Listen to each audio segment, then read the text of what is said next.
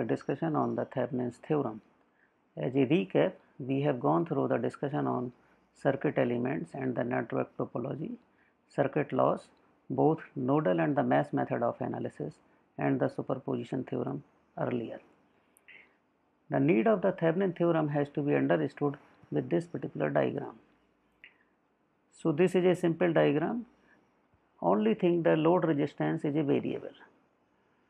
So for the given value of the load resistance, we can formulate a set of mesh equations or set of nodal equations, and we can find out the load current. For say the next or the different value of the load resistance, we have to frame this particular set of equations again, and the solution has to be obtained. So whenever say the load resistance is changing and we are interested in finding out the load current, we have to frame the set of equations again and again. So that particular is involving a lot of computational efforts. So on this aspect, the Thevenin theorem can be of much help to us. In the Thevenin's theorem, the rest of the circuit is represented by an equivalent, simplified equivalent, so we can calculate the load current directly without much of the computational efforts. So that is one aspect. Another is, if suppose say we are interested in finding out the value of the load resistance to which the maximum power can be delivered. So the importance of the Thevenin theorem has to be on two counts: when say the load resistance is changing or varying, or where we have to find out the load resistance value to deliver maximum power. This particular, you can say again say the same re-representation, where the rest of the circuit is shown by the linear circuit in a rectangular box. The load resistance is itself varying. Now the intention is to represent this linear circuit by an equivalent. So in the Thevenin's theorem, this is represented by a voltage source with a series resistance. That particular nomenclature is VTH and RTH. VTH stands for the Thevenin voltage, RTH stands for the Thevenin resistance. The Norton theorem, which is a complementary to the Thevenin's theorem. So here say the current source is taken, that particular is a Norton current. The parallel resistance is coming out to be the same Thevenin resistance. So these two are going to be discussed in this particular lecture and the next lecture. Thevenin theorem suggests that a linear two-terminal circuit can be represented by an equivalent circuit consisting of a voltage source VTH and a resistor RTH. However, there is a process to find out the VTH and the RTH. So VTH is nothing but an open circuit voltage, which we are saying the VOC. So VOC, OC stands for the open circuit. RTH is the equivalent resistance looking into the terminals while the load is disconnected and the independent sources are turned off. So these are, you can say, the word statement to support the Thevenin's theorem. However, the steps involved are precisely two. We have to calculate the VOC, which is VTH, and calculate RTH. So then, if suppose we are able to calculate these two, then the equivalent is formed, and simply by a relation I is equal to VTH upon RTH plus RL, we can calculate the load current. So it is not involving much of the computation. Now the question arises whether the simplified representation is an equivalent. So that is investigated with various conditions. So let us see what is happening at the open circuit. So open circuit means the load resistance is disconnected for both. When say there is a load disconnection here, there will be no current in this. Whatever say the VTH I am saying here, that particular will be corresponding to the open circuit voltage here. So VTH has to be equal to the VOC. Another is, when say the independent sources are turned off, so circuit is now consisting of only resistance, here also the resistance. So both has to be equivalent. In this particular it is the equivalent RTH. Here say we have to find out by, you can say, the solving the interconnection of the resistances, and that particular is regarded as the R input. So the circuit will be identical, or you can say the performance will be equivalent when say VTH will be equal to the VOC, RTH will be equal to the R input looked into the circuit while say independent sources are turned off.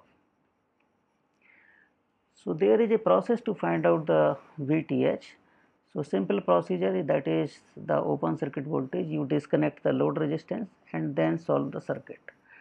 Here only point, the load has to be disconnected, rest of the circuit should not be changed likewise. So this is a circuit which is consisting of a voltage source, current source likewise. So this is the terminal of interest, the load resistance is of 1 ampere, 1 ohm, and we are interested in finding the current through this 1 ohm.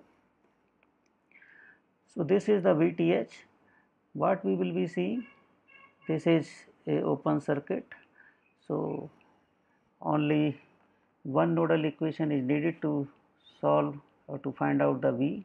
Once the V is obtained, you can find out the VTH as a potential divider arrangement.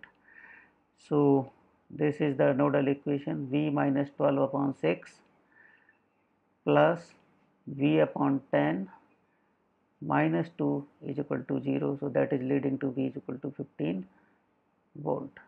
Once that is calculated, VTH is obtained as 6 volt. Now to calculate the RTH, there are say the process involved when say the circuit comprises of only independent sources, or the circuit involve dependent or controllable sources as well. So to calculate the RTH for the circuit with only independent sources is simplified. Remove the load resistance, first step. Voltage sources are turned off by short circuiting them. Current sources are made inactive by open circuiting, and thereafter we will be computing the resistance by the network reduction or the series parallel star delta conversion of the resistances. So for this, let us revisit the same question, and here say the load terminal. So we are interested in calculating the RTH because VTH has already been calculated. So to calculate it, we have to turn off all the independent sources. So the voltage source is short circuited. So 12 volt battery is replaced by a short circuit. Current source is to be open circuited. So the 2 ampere current source is open circuited. Now this is going to give you the RTH. What we are seeing here, that 6 ohm and 6 ohm, these two are in the series, and that 12 ohm resistance is in parallel combination of 4. So that particular is giving you the 3 ohm. Now this is a simplified representation. VTH is equal to 6 volt, RTH is equal to 3 ohm, and the current through this 1 ohm resistance can be calculated like this. If suppose say this load resistance is changed again, then we have to simply change the value here, and the load current can be calculated directly without solving rest of the circuit. Now calculate RTH when say circuit comprises both independent and dependent sources or only the dependent source. So in this, the first step is the same, that we have to remove the load resistance. All independent sources are turned off, so the voltage sources are short circuited, current sources are open circuited. Now when say it is having a dependent source, its effectiveness depends on the voltage or current associated with some other branch voltage or current. So therefore to count that, we have to connect an external source. So first step, let's say you connect a voltage source and measure the current through this. So ultimately we will be able to calculate RTH is equal to V0 upon I0.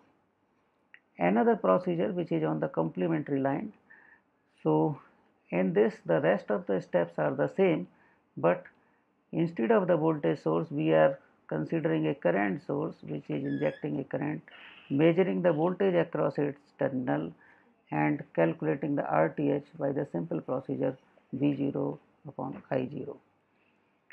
So let us take one example where, say, there is a voltage source, independent voltage source, and there is a controlled or the dependent current source. For this, we are interested in finding out the Thevenin equivalent. So we have to calculate the VTH, we have to calculate the RTH. So first, the VTH steps. In the VTH, we are simply removing the load resistance and carrying forward the computation without changing anything, without, you can say, disturbing the independent or the dependent sources. So with this background, when say this terminal is open circuited, only two nodes are left in the circuit. One is taken as a reference, so we will be forming the nodal equation here as per the procedure, and thereafter we will be calculating. So in that particular VTH is equal to VOC, which is nothing but 4 times the IX, and that particular is giving you the value likewise. So this is, you can say, the original circuit is also presented for the ready reference. Now we are interested in calculating the RTH. So what is the process? That remove the load resistance, turn off the independent sources. So here say the voltage source is there, that particular is made short circuit. Now there is a dependent source, so to count its effectiveness we are connecting a external voltage source of V0 value and calculating the current through that I0. So in this we will be solving the equations again by, say, the nodal arrangement. This particular node whose voltage is known, so there is no need to write the nodal equation here. So only we will be writing one nodal equation corresponding to this. So that particular is V by 5 plus 0.75 Ix, that is the outward current, plus V minus V0 upon 3 is equal to 0, or you can frame that, because V minus V0 upon 3 is equal to Ix, so this is the Ix as well. In that calculation, while systematically we are following, we are able to calculate the Ix likewise. So the I0 is calculated on that way, and once the I0 is able to be related with the V0, so you can calculate V0 upon I0, that will be equal to the RTH, so that is 2.9841 ohm. And correspondingly the simplified representation is done. So this is a VTH, this particular is the RTH, and here say this is a load resistance, so you can easily calculate the load current likewise. Another example, here say both independent sources are considered. So the process is to find out the open circuit voltage and the RTH. So first the open circuit voltage, the process is there. Now what we will be seeing in this particular diagram, that this particular is acting as a potential divider. So the voltage across this 4 ohm will be 3 upon 2 plus 4 6, so 3 by 6, which is a current, multiplied by 4. So that particular will be the voltage of VA with respect to this point. VB is having a minus 4 volt, so VAB, which is equal to the VOC, is giving you the value 6 volt likewise. Now the original circuit is there and we are interested in calculating the RTH. So the process is simple, you remove the load resistance, so that particular is removed. Both are the independent voltage sources, so they are short circuited likewise. Now just to look at this 2 and 4 ohm, they are coming out to be in parallel. You have redrawn this particular equivalent, so these two are drawn. Here say this 4 ohm resistance is coming out directly across this particular shorted line. So the equivalent will be like this. The parallel equivalent of a short circuit and a resistance, that will be 0 always. So the RAB is basically giving you the equivalent value of 2 and 4 ohm in parallel. So that particular is 4 by 3. RTH is known, VTH we calculated previously as 6 volt. So the equivalent circuit we are able to frame, and that particular is giving you the current of 0.643 ampere. Now this particular is another example where say the circuit is having only the dependent source and we have to find out the Thevenin equivalent. So this is an interesting example. Now when say this particular circuit is not having any independent source, so the VTH will be right away 0. That particular is one aspect. Second, to calculate the RTH, you have to have an external voltage source V0 across the terminal, and you will be measuring the current I0 through that. So in this particular, we have to form the, let's say, the nodal equation. So this intermediate node voltage is assigned V1, and with respect to that we will be making a calculation. So that is V1 minus 10 Ix upon 4, that will be the outward current here. Ix is this much, which is nothing but V1 upon 2. This particular branch is carrying current V1 minus V0 upon 1. So that particular is giving you the arrangement. Now Ix is, as mentioned, V1 by 2. So V1 is basically 2Ix. This we will be making a substitution here, and you will be we will be able to calculate Ix is equal to V0. Now from this you will be finding out the value of I0. So I0 is nothing but V0 minus V1 upon 1. So that particular is written I0 is equal to V0 minus V1. Here say we will be making a substitution of V1, which is equal to 2Ix, and Ix is equal to V0. So that particular is giving you the value of minus V0. Now this particular I0 is equal to minus V0 is a relation between V0 and I0. So from this we will be able to make the current calculation RTH, which is equal to V0 upon I0 is equal to minus 1 ohm. Now this negative resistance is a really a interesting property, because we have not seen the resistance as negative value. The negative resistance suggests that it is generating power. However, the resistance always absorbs the power. So in that sense you can say the power is delivered or supplied by such dependent sources. That is one aspect. And second point is that this use of the dependent sources is a way to simulate the negative resistance. So we should not be apprehensive about this negative resistance value. We have to substitute in the equivalent as negative and then calculate the load current, if suppose say it is having a VTH as well. Now the interesting summary of this particular discussion is that Thevenin's theorem is specifically suited when the load resistance is varying or changing. The rest of the linear circuit is represented by a voltage source VTH and a series resistance RTH. VTH is nothing but open circuit voltage. It is calculated by removing the load resistance.